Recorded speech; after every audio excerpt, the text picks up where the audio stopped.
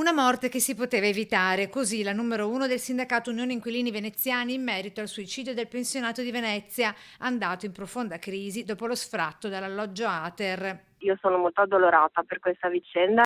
Dura la sua accusa, una morte per la quale, dice, ora si dovrebbero interrogare coloro che hanno cavalcato la battaglia delle varie manifestazioni prima che venisse alzato a 35.000 euro il tetto di 20.000 di ISEE, oltre al quale si sarebbe persa la casa, gli stessi dai quali è venuta a mancare l'informazione, prosegue. Episodi e poi che alla fine si verificano anche purtroppo perché fomentati da chi vuole cavalcare le proteste, naturalmente sempre in vista delle elezioni, sia comunali che regionali.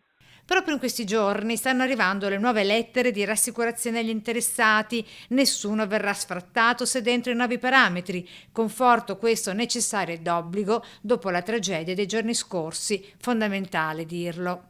Certo, io c'ho la fila in sindacato di persone che mi chiedono ma come mai ancora non è arrivata la lettera dell'Ater che mi dice che posso stare tranquillo?